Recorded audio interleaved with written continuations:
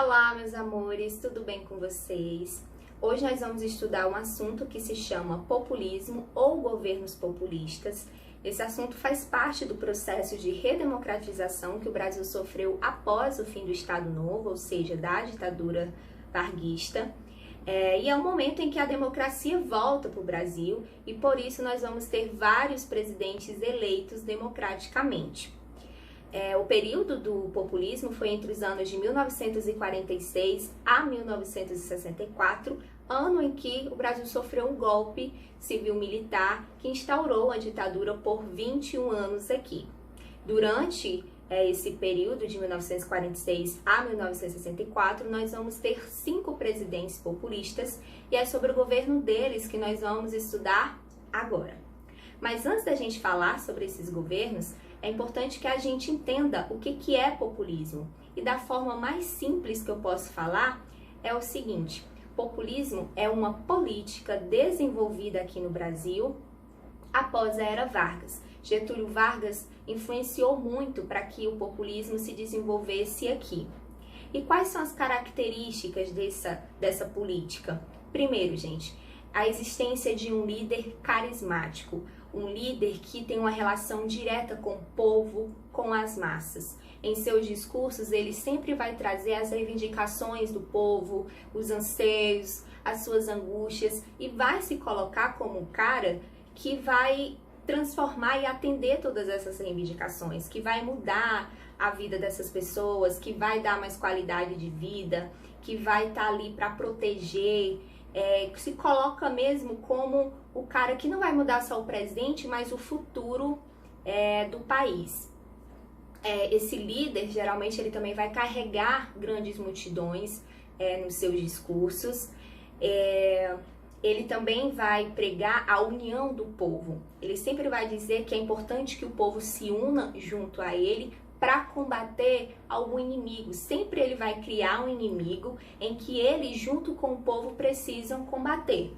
Esse inimigo pode ser a corrupção, o velho comunismo. O fato é que vai ter sempre um inimigo em que esse líder, a partir do seu carisma, vai conquistar as massas, vai conquistar multidões e vai sempre dizer que é preciso a existência dele para se combater esse inimigo. Ou seja, essa política em prol do povo, de promessas, de estar junto dele, de utilizar o povo como manobra política, tudo isso faz parte de governos populistas. É importante colocar que o populismo, gente, não aconteceu só aqui no Brasil, tá? Aconteceu em várias partes do mundo, inclusive na América Latina. A exemplo, a gente tem o peronismo, né, que aconteceu na Argentina. Então, nas décadas de 50, 60 e 70, essa política populista, esses líderes carismáticos vão existir em várias partes do mundo. E, por fim, gente, para a gente entender o populismo, a história está sempre em movimento, né? Os conceitos, eles vão se transformando, se moldando, se desconstruindo. E nos últimos anos, historiadores têm percebido que, tanto aqui no Brasil como no mundo, tem surgido uma característica peculiar a esse fenômeno do populismo, que é o populismo de direita, que são líderes também que vão carregar multidões, que vão fazer discursos ali de proteção ao povo, mas eles têm assim umas características peculiares, né?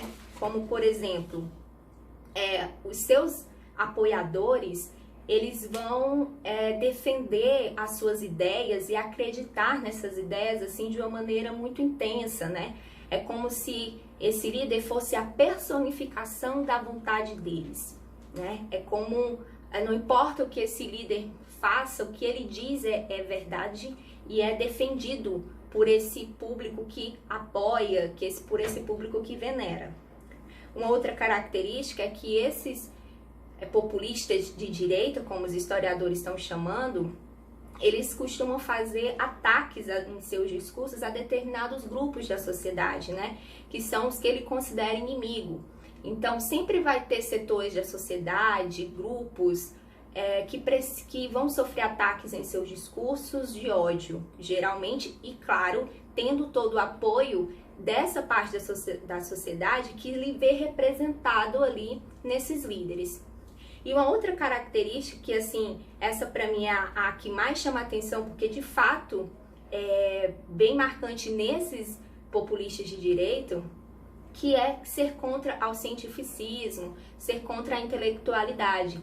Esses populistas de direito, geralmente, eles têm um discurso de negacionismo, né? O que a gente tem falado muito hoje em dia, de negar a ciência, de negar a intelectualidade, né? Como se a verdade, de fato, fosse o que ele falasse, né? Muito mais do que o que a ciência, do que os pesquisadores falam e comprovam. Também há uma rejeição à imigração, é outra característica desse populismo de direita. Então, a gente vê que a política do populismo, ela não só se estendeu até os dias de hoje, como ela se desenvolveu e ganhou mais características, né? O fato é que, principalmente nesse processo de eleição, essa política em prol do povo, dos candidatos estarem aí junto às massas, prometendo, se colocando como defensores, muitos com uma figura paternalista, né, do povo, tudo isso faz parte de uma política populista que se consagrou aqui a partir da década de 50, ok? Dito isso, vamos estudar agora então sobre os presidentes que nós tivemos aqui nesse período. O primeiro deles, gente, é o Eurico Gaspar Dutra. Após o Estado Novo, gente, nós estudamos que Getúlio renunciou e ele não pôde se candidatar para as próximas as eleições, né? Finalmente, depois do Estado Novo, tivemos eleições diretas. Mas ele indicou um candidato que foi o Eurico Gaspar Dutra, que venceu as eleições. Vargas não se candidatou aqui a presidente, mas se candidatou a senador e venceu. Então, ele saiu da presidência, mas não saiu da política. E o que a gente pode destacar, gente, do Eurico Gaspar Dutra? O governo dele foi de 1946 a 1941. E aí, aqui no campo da política, primeiro, a gente pode destacar a criação da Constituição de 1946. Como você já sabe, no Brasil, troca de governo, muda a Constituição. Já é a nossa quarta, viu? Mas, de fato, era necessário, até porque a Constituição até então vigente era a de 1937, que era aquela Constituição de influência fascista, né? Que Vargas criou no momento do Estado Novo. Então, agora, num regime novamente democrático, era necessário uma Constituição democrática. E aí, essa Constituição de 1946, ela foi feita de forma promulgada, ou seja, coletivamente, e entre os seus pontos principais, a gente vai ter o retorno do federalismo, né? O Brasil volta a ser uma república federativa representativa, ou seja, o Brasil volta a ter uma federação, os estados passam a ter autonomia e os seus governantes, o voto secreto e universal, e só que o universal aqui, né, entre aspas, porque os analfabetos não podiam votar ainda, então esse termo universal é discutível. Nós temos também o retorno do presidencialismo, só que agora com uma novidade, gente. Os mandatos não eram mais de 4 anos e sim de 5, porém não poderia ter reeleição. E aí, até um ponto que a gente podia pensar para a nossa Constituição de hoje, né, gente? Porque tem certos candidatos que quando a gente pensa que a gente pode passar 8 anos no governo dele, meu Deus, me tremo todinha. Mas nesse período aqui de 1946 não podia reeleição, em compensação eram 5 anos de mandato e não 4. E outra mudança também era o direito dos operários fazerem greves novamente, né? No período do Estado Novo, o Estado controlava os sindicatos e eles não poderiam fazer greve. Agora, se ganhou total liberdade de fazer greve. Ainda no campo político, gente, nós vamos ter o quê? Nesse momento, no mundo, se vivia a Guerra Fria, que foi aquele período de bipolarização do mundo, em que o mundo ficou dividido entre capitalismo e socialismo, né? E aí esses países estavam, os Estados Unidos e a União Soviética, indo pelo mundo tentando catalisar o máximo de países para ter apoio, né? E aqui o Brasil é um momento em que ele se posiciona capitalista e de total apoio aos Estados Unidos. Então, Eurico Gaspar Dutra vai buscar ter esse alinhamento com os Estados Unidos. Mas essa procura pelos Estados Unidos, gente, não vai acontecer só pela questão ideológica, mas também financeira. O Brasil estava numa crise terrível, né? Grande novidade. O fim da ditadura varguista tinha deixado assim uma inflação altíssima e o Brasil precisava de recursos para estar investindo na economia de novo, né? Então, o Eurico Gaspar Dutra procurou alinhar aos Estados Unidos para conseguir empréstimos, enfim. Só que os Estados Unidos não deu muita bola para ele, sabe? Porque naquele momento ele estava muito mais preocupado em combater o socialismo no mundo do que estar investindo num país que já estava do lado dele, né? O Brasil já tinha se declarado do lado dos Estados Unidos, então ele não vai ter esse retorno muito positivo do lado dos americanos. E isso fez com que a crise se agravasse mais ainda no Brasil. E aí, indo para o campo econômico, né? Para tentar salvar a economia, ele vai criar um plano. E esse plano se chama Plano SALT. As siglas S de saúde, A R de alimentação, T de transporte, E de energia. Esse plano ele criou para tentar salvar a economia, mas não deu certo. Ele não consegue salvar a economia, a inflação só sobe e ele encerra o governo sem conseguir mudar muita coisa na economia do Brasil. Um ponto também, gente, muito interessante, que eu lembrei agora que eu acabei não falando para vocês.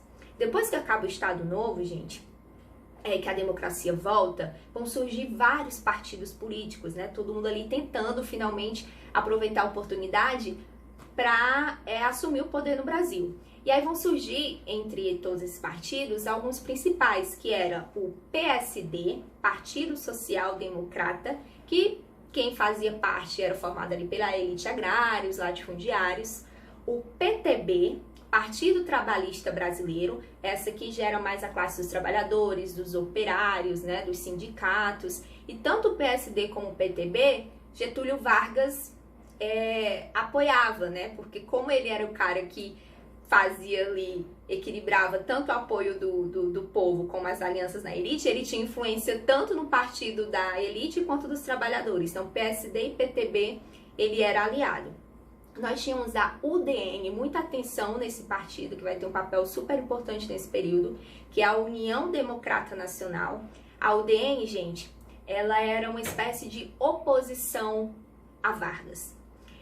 O líder dela era o Carlos Lacerda, que era um jornalista, e, gente, gravem este nome. Esse homem odiava Vargas. Ele perseguia ele, assim, demais, sabe? Era até, digamos assim, de um meio despeito, sabe? Porque Vargas era adorado pelo povo todo. Enfim, era um importante partido de oposição que vai perseguir principalmente Getúlio Vargas. E por fim a gente tem o Partido Comunista Brasileiro, o PCB, que adivinha quem era o líder? Quem lembra? Ele mesmo, gente, o Luiz Carlos Prestes. Depois que a democracia volta para o Brasil, ele retorna para o Brasil. A gente estudou aula passada que ele tinha sido exilado, passou 9 anos no solitário, pois muito bem, gente, ele volta para o Brasil, liderando o Partido Comunista Brasileiro, mais revolucionário do que nunca, porque este, meu bem, não foge à luta. Então esses são os partidos que vão predominar no período do populismo. Só que no governo do Eurico Gaspar Dutra, gente, como ele se alinhou aos Estados Unidos, né, se declarando ali capitalista, uma das medidas que ele faz também é colocar na clandestinidade o PCB. O pobre do Partido Comunista Brasileiro, gente, mal tinha voltado à ativa, já foi excluído de novo, se tornou ilegal. Isso porque, fruto da Guerra Fria, o Brasil, como tinha se declarado um país aliado aos Estados Unidos, passou a perseguir os comunistas aqui no Brasil e por isso o Partido Comunista passou para a ilegalidade. Por isso que é tão assim insano, gente, falar de comunismo no Brasil, porque nunca houve de fato o mais próximo que a gente chegou de comunismo aqui foi a existência de um partido comunista e que durante a história do Brasil passou a maior parte do tempo na ilegalidade do que na legalidade, tá? Então, sobre Eurico Gaspar Dutra é isso. Vamos então ao próximo. Nas próximas eleições, gente, quem vence é Getúlio Vargas. Ele está de volta. Mas ele já passou 15 anos no poder, esse homem ainda quis o Brasil de novo. Quer, meu povo, ele quer. Então ele volta pro Brasil. E dessa vez, gente, é a primeira vez que ele é eleito democraticamente, né? Porque os 15 anos da era Vargas foram 3 golpes e não 3 eleições vencidas. Então essa é a primeira vez que ele assume o Brasil eleito democraticamente, tá? E foi eleito bem, certo? Foi uma vitória super tranquila, até porque ele tinha todo o povo do lado dele, né? Então ele ganha assim com muita tranquilidade. Mas apesar dele ganhar com muita tranquilidade as eleições, gente, o governo dele de tranquilo não vai ter nada. Por quê? Quando Vargas vem nesse momento aqui, o cenário já é outro, né? Ele não tem mais o mesmo controle da sociedade que ele tinha antes. Existia agora uma oposição muito mais forte a ele, a política internacional era outra, então ele vai passar por muitas dificuldades para conseguir governar. E do dia que ele assume, gente, até o último dia dele no governo, vai ser de perseguição diária da oposição, principalmente do Carlos Lacerda, principalmente da UDN. E isso por quê? Porque essa oposição temia que ele permanecesse no poder.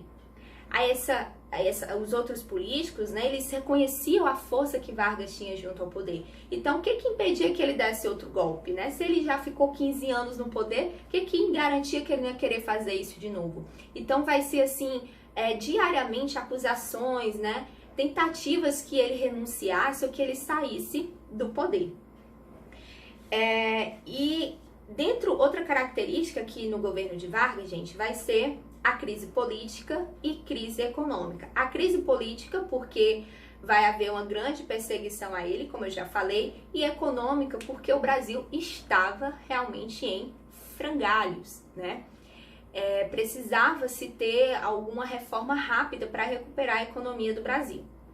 Dentro desse campo econômico, gente, nós vamos ter um embate de 2 pensamentos, que é o nacionalismo versus entreguismo. Isso é muito marcante nesse governo de Vargas.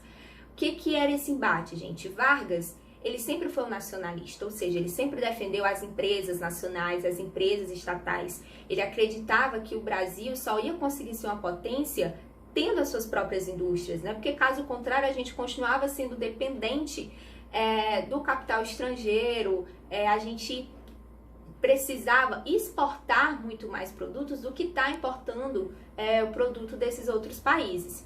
Mas já existia uma outra camada da política, a oposição principalmente, que já era contra o nacionalismo, defendia o entreguismo. O que é esse entreguismo? É entregar o Brasil para o capital estrangeiro, era de abrir o mercado brasileiro para as multinacionais, né? E Vargas não queria isso, porque ele dizia que vindo essas indústrias poderia gerar emprego, mas a riqueza não ficava aqui no país. A gente estava enriquecendo quem? Os outros países. Então esse embate entre nacionalismo versus entreguismo vai ser um dos principais pontos do governo de Vargas aqui nesse período. Mas ele, com todas as suas artimanhas e com o apoio do povo, leva à frente a ideia do nacionalismo e vai criar várias empresas nacionais. Entre elas, uma importantíssima, durante muitos anos, a nossa principal indústria estatal, né, que foi a criação da Petrobras. Dentro desse embate de nacionalismo versus entreguismo, nós tivemos a questão do petróleo. Nós não produzíamos petróleo, era completamente dependente dos outros países e Vargas disse, nós precisamos produzir para a gente poder ter as nossas próprias indústrias. E aí é quando existe a campanha O Petróleo é Nosso, e ele cria a Petrobras, e que a gente passou a ter não só a produção de petróleo, né, mas a extração, o refino, o comércio, que ajudou muito no processo da economia. Além da Petrobras, foi criada a Eletrobras, que foi outra indústria de base, indústria de energia, a criação do BNDES, tudo isso tem até hoje, tá, meu povo? Que era um banco de estímulo ao crédito, né, de redução das taxas de juros, enfim, foram os planos ali o investimento na indústria de base, indústrias estatais, que Vargas optou por recuperar a economia do Brasil. Só que, gente, para que essas indústrias vendessem, era preciso ter quem comprasse, né? E o poder aquisitivo dos trabalhadores naquele período estava muito baixo. Então, o que Vargas pensou em fazer? Ele simplesmente, gente, aumentou em 100% o salário mínimo dos trabalhadores. Vocês têm noção do que é um trabalhador ter um aumento salarial de 100%? Imagina aí, gente, uma pessoa que ganha um salário mínimo. Gente, eu não sei. 1.200? Não sei, mas vamos supor que seja R$1.200. E aí, um presidente resolve aumentar em 100% o salário mínimo e no próximo mês eu vou receber quanto, gente? 2.400. Tem noção não, gente. O povo foi à loucura. Getúlio, que saudade de você. O povo vai à loucura, gente, mas a oposição também vai, porque fica com ódio de Vargas. Acha isso uma irresponsabilidade fiscal, ele fazer isso, aumentar o salário do povo em 100%. E Vargas defendendo que era preciso dar poder aquisitivo para o povo comprar os produtos brasileiros. E isso aumentou a pressão. Se Vargas já estava sendo perseguido, depois dessa atitude ele vai ser mais ainda, mas ele seguiu firme ali com as suas medidas, com apoio do povo total. Só que, meu povo, acontece um negócio que mudou toda a história de Vargas, sabe? Por essa ele nunca não esperava, ele nunca imaginou. Que foi o quê? Em 1964, um belo dia, Carlos Lacerda, o seu maior inimigo, estava chegando em casa junto com o seu filho e sofreu um atentado. É o famoso atentado da Rua Toneleiros.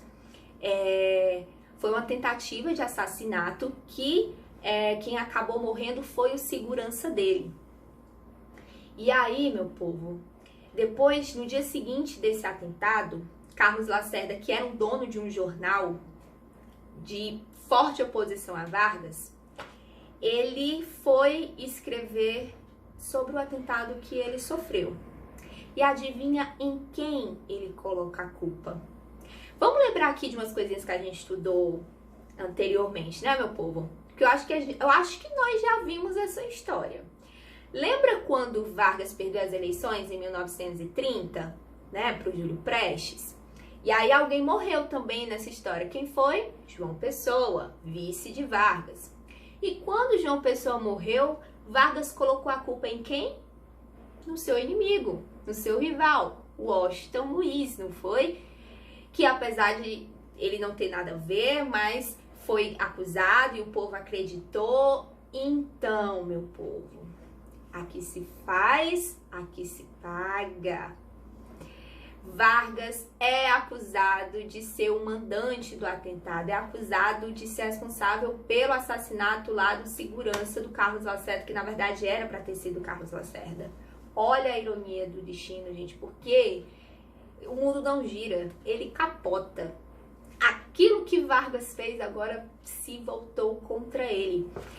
Vargas vai negar tudo, dizer que não tinha nada a ver com aquilo, mas, gente, os dois eram inimigos declarados. Então, assim, no outro dia, Carlos Lacerda vai fazer manchetes, notícias e mais notícias acusando, chamando Vargas de assassino e ele se defendendo.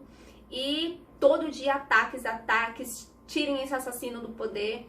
E Vargas ali se defendendo, né? E até então o povo que idolatrava Vargas estava com ele. Até que, no processo de investigação, descobrem que a arma do crime pertencia ao Gregório Fortunato. E quem é este, Ingrid? Era o chefe de segurança de Vargas. Aí a casa caiu para Getúlio Vargas, né, meu povo? Até o povo que o idolatrava passou a acreditar no Carlos Lacerda. Era o chefe de segurança dele que tinha atirado. Então, claro que ele que tinha mandado. Vargas continuou negando até o fim.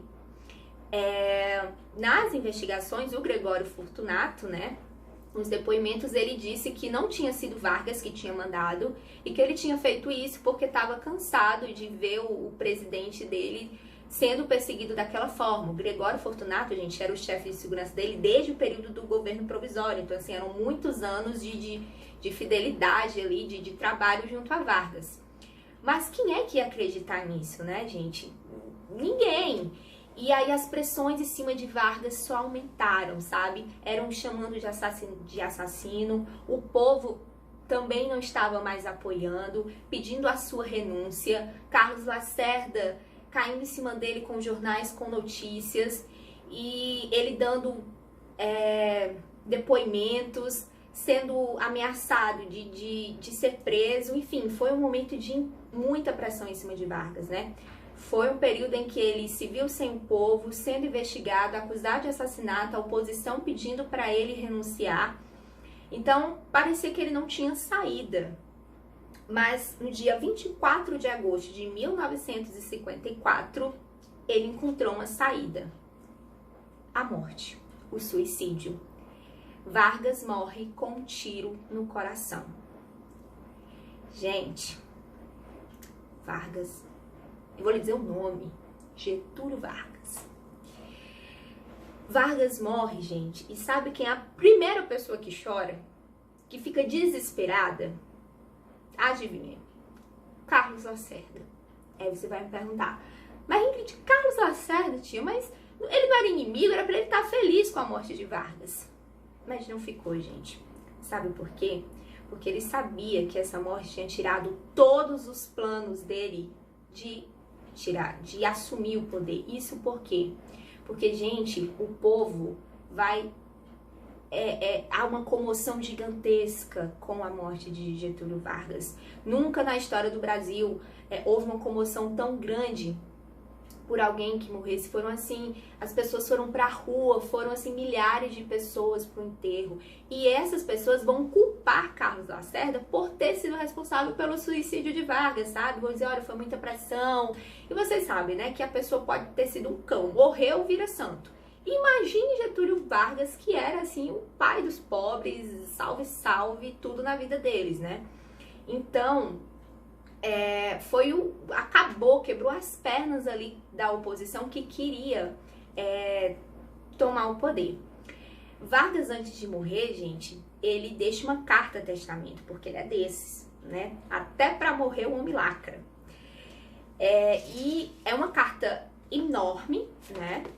Que tem aí na internet, tem vários trechos dela também nos livros de história. E eu vou ler, assim, o último trechinho, tá? Eu adoro essa carta, assim, gente. Sem comentários pra Vargas, né? Amo porque odeio. Mas vamos ler aqui o trechinho, gente. Ao ódio respondo com perdão. E aos que pensam que me derrotaram, respondo com a minha vitória. Era escravo do povo e hoje me liberto para a vida eterna. Mas esse povo de que fui escravo não mais será escravo de ninguém. Meu sacrifício ficará para sempre em sua alma e meu sangue terá o preço do seu resgate. Lutei contra a expoliação do Brasil, lutei contra a expoliação do povo, tenho lutado de peito aberto. O ódio, as infâmias, a calúnia não abateram meu ânimo. Eu vos dei a minha vida. Agora ofereço a minha morte. Nada receio. Serenamente dou o primeiro passo no caminho da eternidade e saio da vida para entrar na história. Gente, o que é isso? Como assim, gente? Vou dizer o nome de novo, Getúlio Vargas.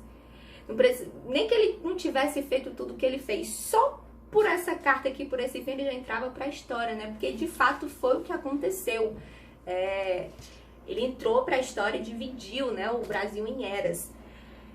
Gente, essa carta testamento não foi uma carta assim feita de uma hora para outra, né? Semanas antes do suicídio ele começou a escrever, teve uma ajuda de redator e tudo. Então, assim, o suicídio dele não foi um ato desesperador, onde ele acordou um belo dia e atordoado resolveu se matar. Não, foi planejado, como tudo que ele fez na política, né? Foi calculado, pensado estrategicamente. Por isso que muito se questiona, muito se fala que o suicídio dele foi uma jogada política, né? Foi a maneira que ele encontrou de não renunciar, de não baixar a cabeça e ainda impedir que a oposição conseguisse fazer o que ela queria, né? E realmente foi isso que aconteceu. Então, assim, não podemos afirmar com 100% que foi uma jogada política. Na minha opinião, pessoal, sim, né? Até pelo histórico estrategista que ele tem. Mas o fato é que ela tornou ele, mais uma vez, idolatrado pelo povo, não deixou que ele baixasse a cabeça e impediu que a UDN assumisse o poder, a oposição, deixando com muito ódio no coração o Carlos Lacerda. Mas, mais uma vez, ele não leva. E assim se encerrou o governo de Vargas e também a sua vida política no Brasil. Vargas, te amo porque te odeio, tá? Quando Vargas morre, gente, quem assume o poder é o Café Filho, que era o vice dele, e aí ele só termina, né, o mandato dele, que faltava poucos meses, e daí vem novas eleições, e quem vence dessa vez é o Juscelino Kubitschek. E sobre o governo dele, os demais nós vamos assistir